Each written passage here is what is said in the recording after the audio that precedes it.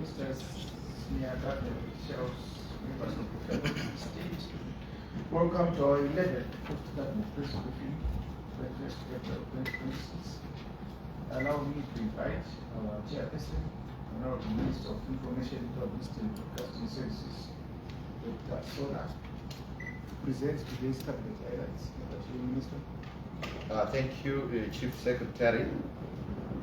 Today, the 21st of April 2026, His Excellency the President, Dr. E.D. Mnangagwa, chaired the 11th Cabinet meeting, and the following issues, among others, were considered and approved. Cabinet noted and approved the 2026 second round crop, livestock and fisheries assessment, and the cotton production remedial measures reports as presented by the Minister of Agriculture, Mechanization and Water Resources Development, Honorable Dr. Anxious Jongwe Masuka. The assessment report shows outcomes of estimated crop, livestock and fisheries production for the 2025 to 2026 summer season as per the following highlights. Number one, the agricultural sector experienced an overall 5% growth.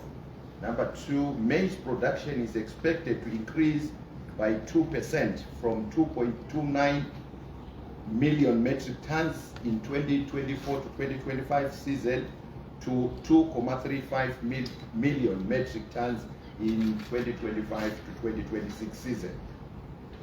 Number three, traditional grains are estimated at 390,272 metric tons, being sorghum 290,216 metric tons, pearl millet 87,677 metric tons, and finger millet 12,379 metric tons. Number four, total cereal production for the 2025-2026 season is expected to be 2,739,712 metric tons. The total inclusive of strategic reserves would get to 2,876,614 metric tons. Number five, livestock, that's goats, sheep, pigs, and poultry production increased by a range of between 0.3% to 29%, while various horticultural crops grew by between 10% to 44%. Number six, highlight, soybean production increased by 129% from 41,919 metric tons in 2024 to 96,129 metric tons in 2025 to 2026 season. Then the seventh highlight, cotton production is estimated at 77,212 metric tons compared to 61,289 metric tons, a 26% change compared to the previous season. Then the eighth highlight, tobacco production is estimated at 378,322 metric tons compared to 353,452 metric tons, a 7% increase from the previous season. The national cereals balance sheet to March 2027 shows that the nation expects surplus cereals ranging from 550,945 metric tons to 964,945 metric tons using various consumption patterns. Cabinet also adopted a raft of measures aimed at safeguarding the gains achieved in the agricultural sector as follows. Number one, the enforcement of Statutory Instrument 87 of 2025 to encourage local production and purchase of grain along other financing options. Number two, acceleration of climate-proofing agriculture at national and household level through Kumbudza, Intwasa, and irrigation development. Number three, the sustained emphasis on agro-ecological tailoring of crops and soil health, fertility management through enhanced agricultural information management systems. Number 4, adequate resourcing of rural development 8.0 schemes together with investments in village business units. Number 5, the sustained establishment of flood drought mitigation centers in order to build the resilience of communities against future shocks. And finally, number 6, the revitalization of the cotton industry through a tailored corporate rescue initiative for the relevant state-owned enterprise. The other key strategic intervention is the expeditious payment of farmers for cotton deliveries. Cabinet approved the proposed public-private partnership for the development of bulk infrastructure on Lot 1 of Jafuta Estate in Masuwe Special Economic Zone, that's Victoria Falls, between Monsieur Tunya Development Corporation, that's company instead of corporation, and J.R. Goddard Private Limited, which was presented by the Minister of Finance, Economic Development and Investment Promotion. The Masuwe Special Economic Zone is a flagship national development project which the Second Republic established in September 2018 with a strategic intent to transform Victoria Falls into a diversified, high-value hub integrating tourism, financial services, and sustainable real estate. The Special Economic Zone encompasses a total of 1,200 hectares of Jafuta Estate outside Victoria Falls City and is strategically located within the Kavango Zambezi Transfrontier Conservation Area. The proposed projects will entail the surfacing of 8 kilometers of internal road network, the upgrading of 9 kilometers of gravel roads, the construction of a 13-kilometer water pipeline covering the entire 1,200 hectares and the neighboring communities, the construction of a packaged water treatment plant, a sewerage reticulation system, effluent refuse storage ponds, a power substation, and the provision of management services for the Special Economic Zone. A rigorous evaluation of the project proposal was undertaken in line with Zimbabwe Investment Development Authority ZIDA Act and the Public-Private Partnership Guidelines. Under the proposed commercial joint venture, the Mosia Tunya Development Company will contribute 271.5 hectares of Jafuta estates as equity in kind, valued at United States dollars 25.6 million. On this part, the J.R. Goddard Consortium, which comprises of 4 companies, namely J.R. Goddard Private Limited, Sesani Private Limited, Stuart Scott Zimbabwe Private Limited, and GGF Africa Private Limited will provide United States dollars 66.9 million investment for the construction of the bulk infrastructure. The shareholding structure will be 39% for the Mosia Tunya Development Company and 61% for J.R. Goddard Consortium.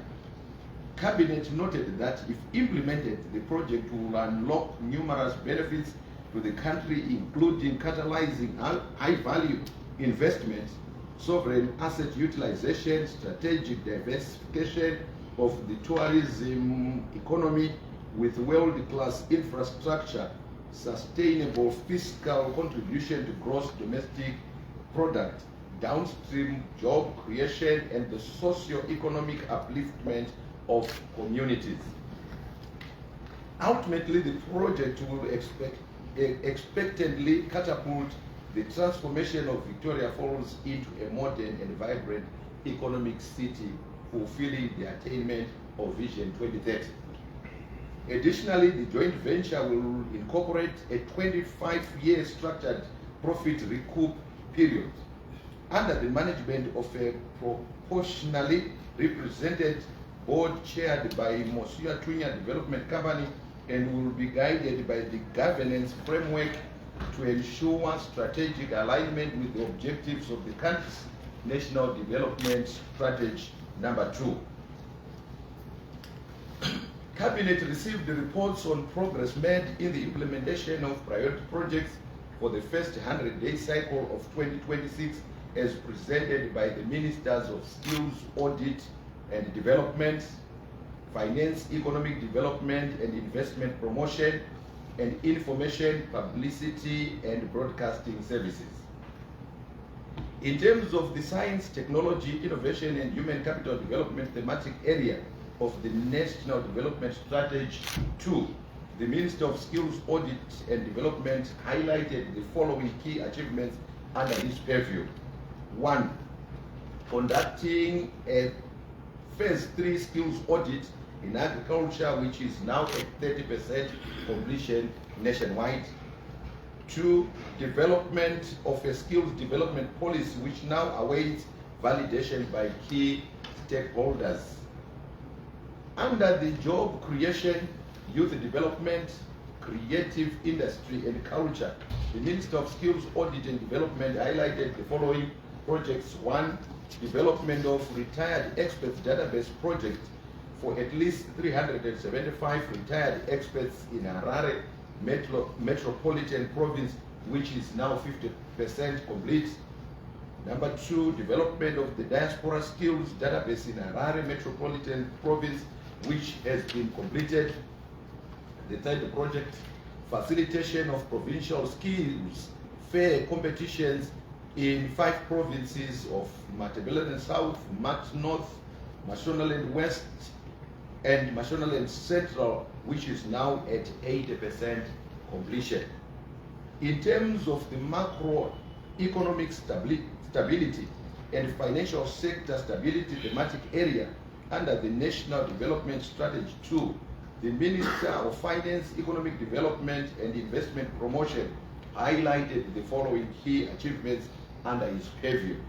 Number 1, implementation of the 2026 budget employment costs. Number 2, strengthening the purchasing power of the Zimbabwe gold currency, ZiG, and entrench its usage by bringing down inflation to 3.8% by February 2026. Number 3, promoting the wider circulation of the ZiG currency and its availability in all denominations. The 4th project, construction of Zimra Forbes staff cottages in Manicaland, which is now at 81% completion. The 5th project, construction of Zimra Plum Tree Drones Operation Area in Matabeleland South Province, which is 90% complete. 6th project, provincial investment conferences were conducted in Matabeleland South Province. 7th project, financial sector strategy project, which is almost complete.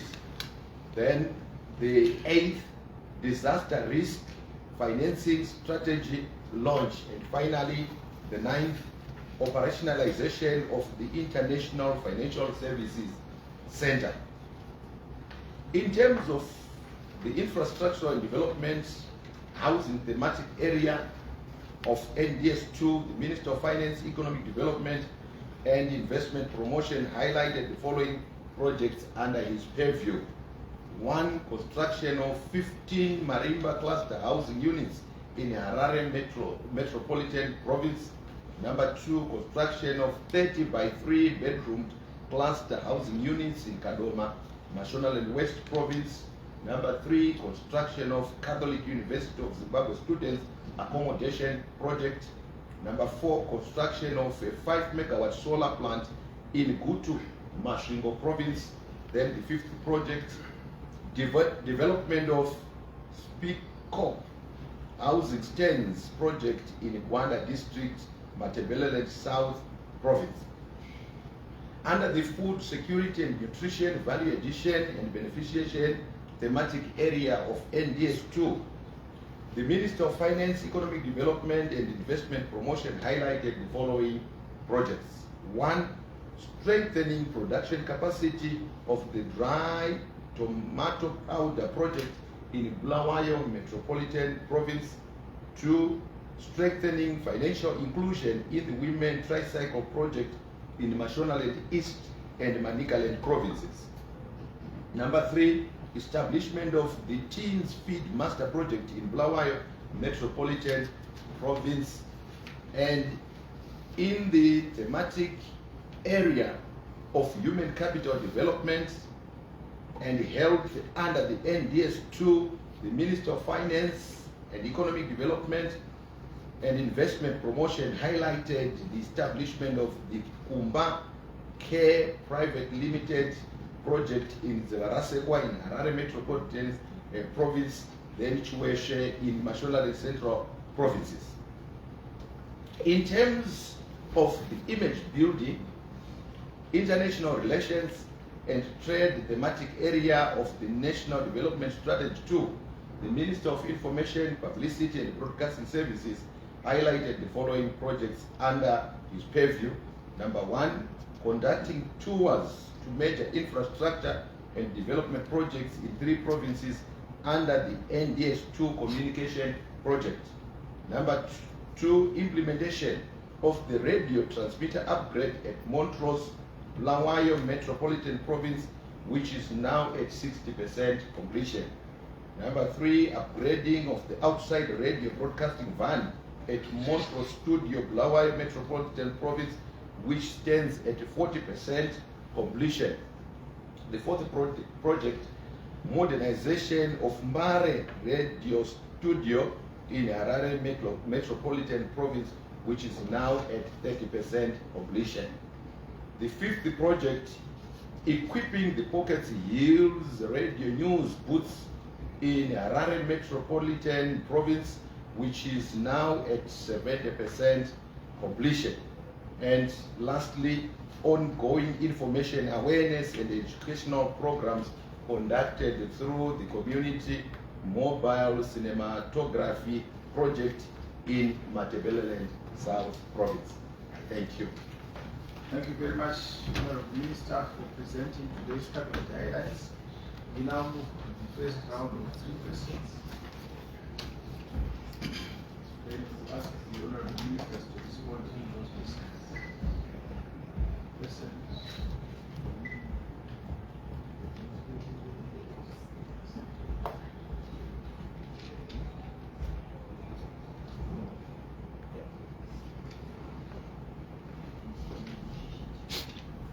Yes. Abigail Tembo from ZBC. My first question is directed to the Minister of Agriculture.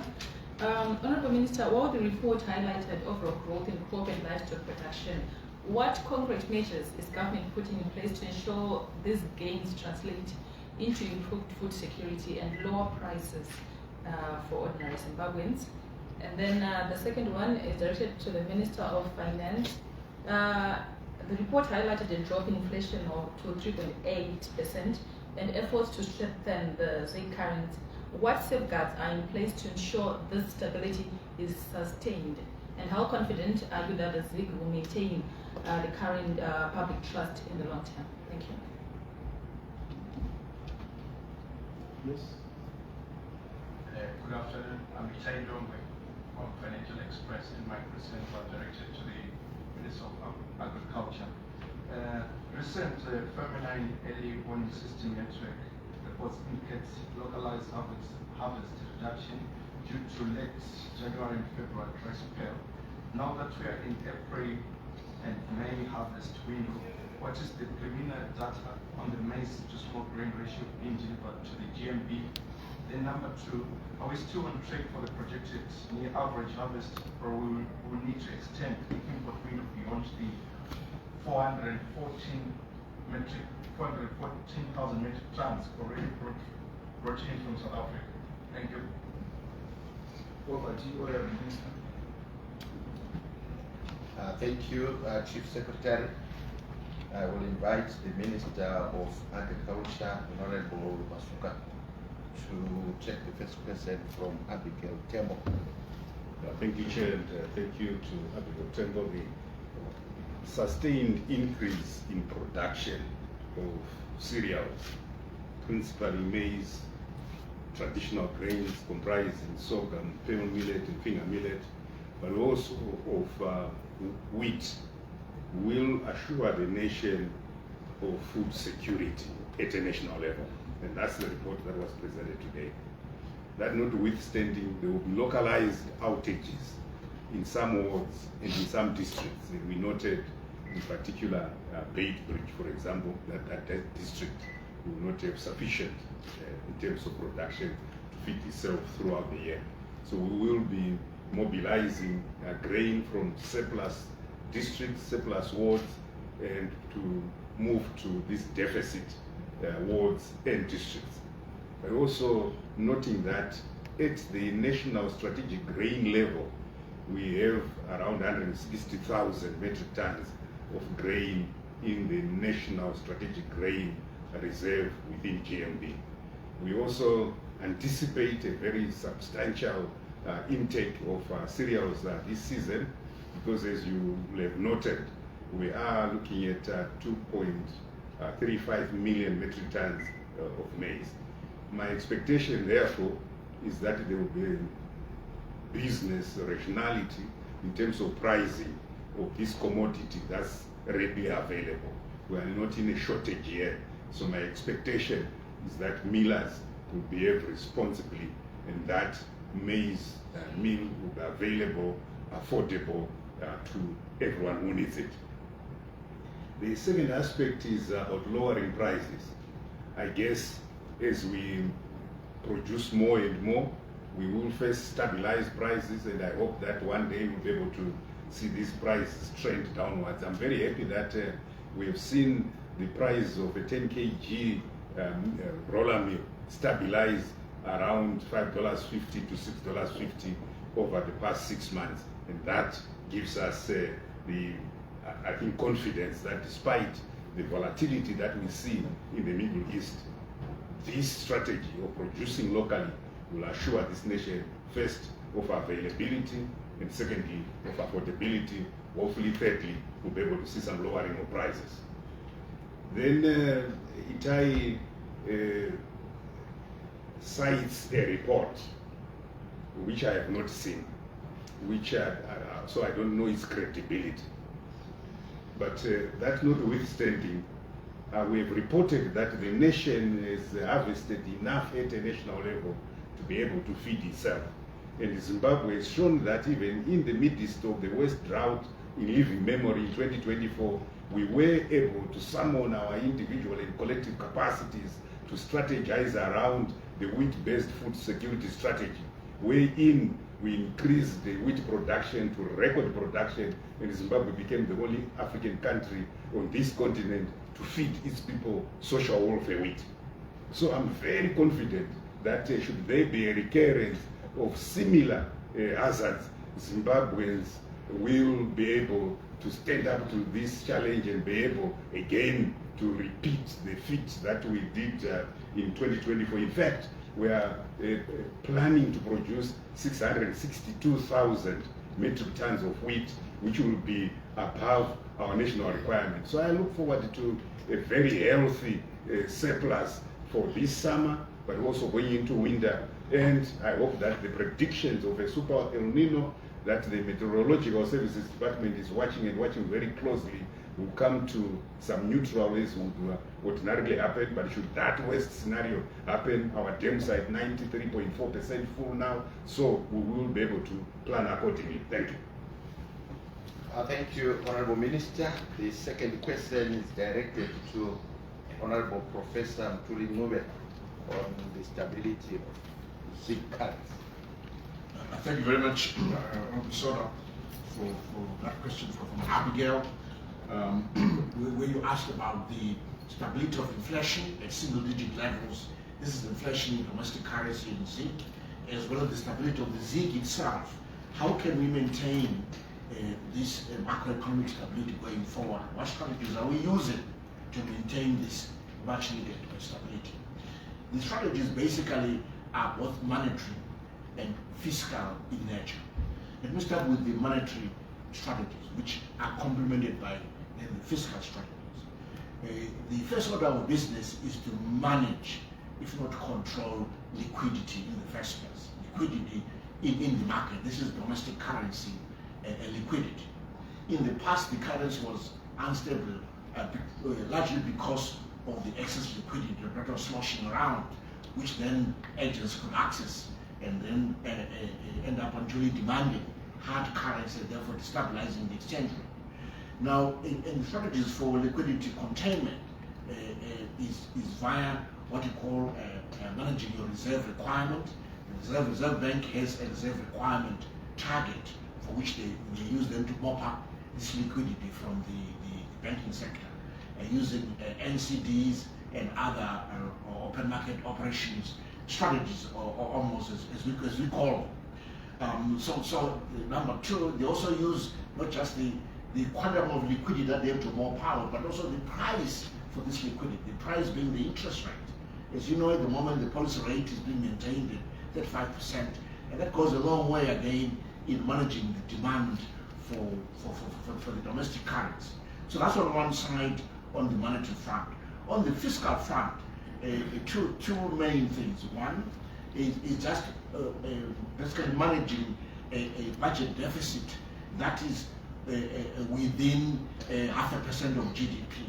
That really means that we're living within our means and not outside our means as a central government. So with that small budget deficit, then there's no need to monetize the deficit, which is so small.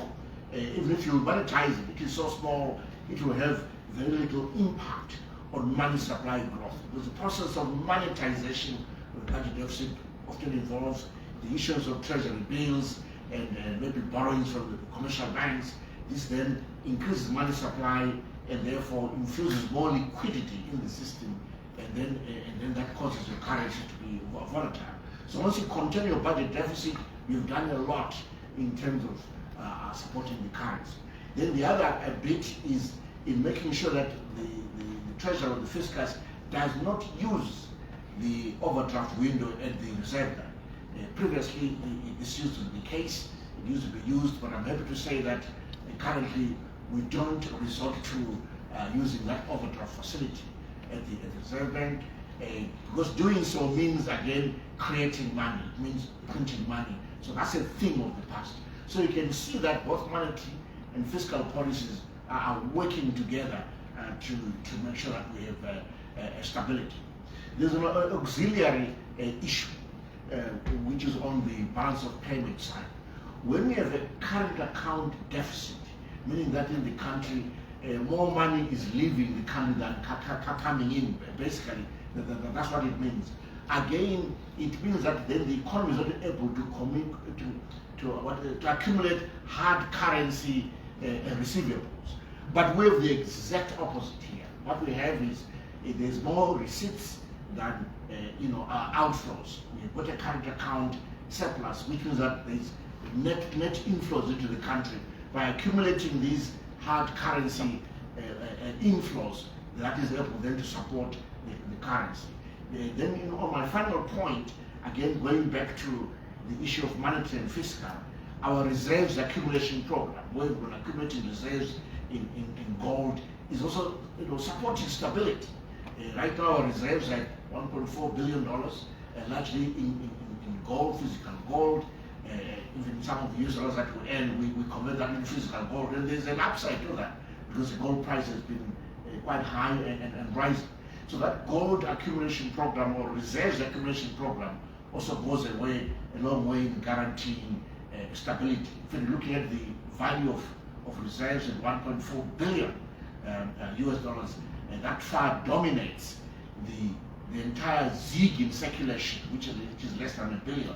So we're more than covered on the entirety of the ZiG in circulation by the quantum of reserves. And all of this is guaranteeing stability going forward and allowing companies, agents to plan, know the future, at least have a feel of the future, and that way we're able to support economic growth. Thank you. very much, Honorable Ministers, for responding to those questions.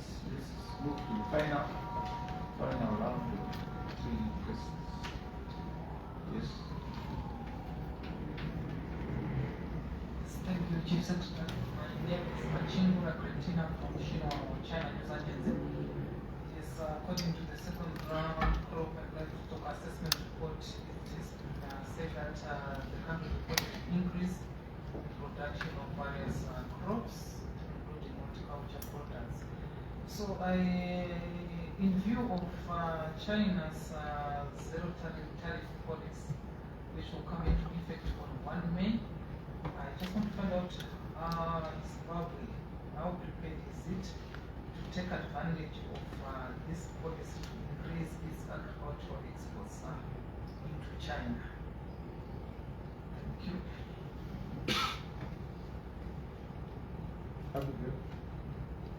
Okay. My first question is directed to the Minister of Skills Audit. From the report, you developed both a diaspora and retired experts database, but what concrete mechanisms are in place to actually deploy these skills into the economy rather than these platforms remaining just registries?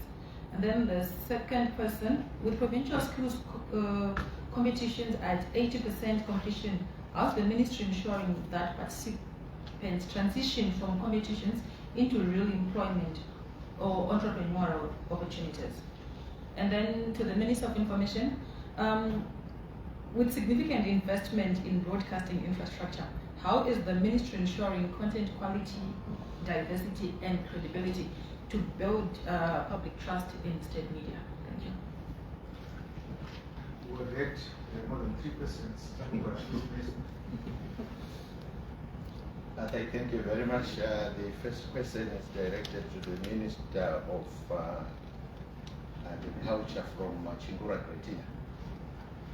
Thank you, Chair. Thank you, Cretina Machingura, for that very pertinent question.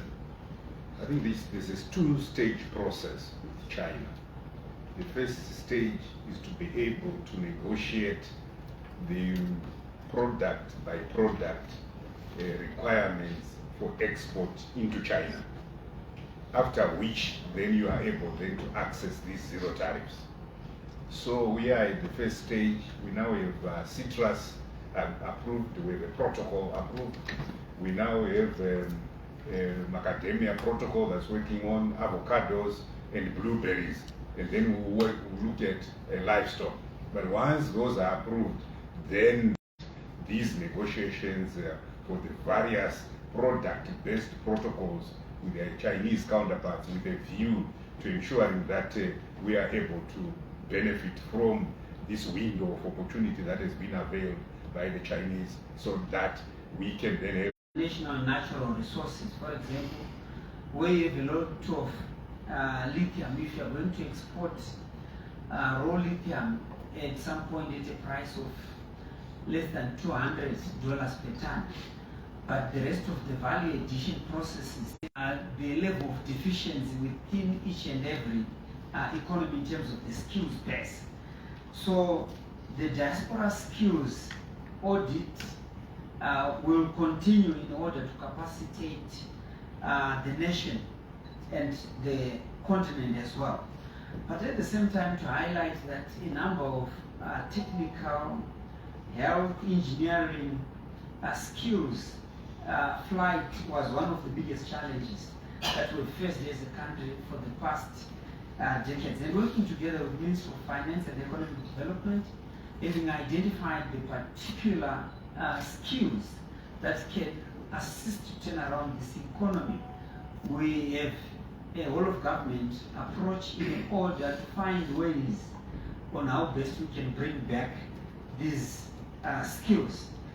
For the most dynamic resource that we have in any nation is the human resource, which has always been a priority in terms of both NDS1 and NDS2. So basically what you import, when you import toothpicks, it means you are failing to produce toothpicks. When you import cooking oil, it means you are failing to produce, whilst you've got ground nuts, you've soybeans. So all these skills are very key. So as we collaborate and coordinate skills within provinces. This is also part of the whole of government approach where we work together with Ministry of Higher and Tertiary Education, work together with Ministry of Youth in order to identify the skills gap within the labor market. And as we continue to develop this, becomes part of a national manpower plan, which then ensures that as an economy, we're in a position to support economic growth. If you calculate the numbers that we've received in terms of health professionals who left the country for the past 2 decades, some are within overseas labor markets, some have retired.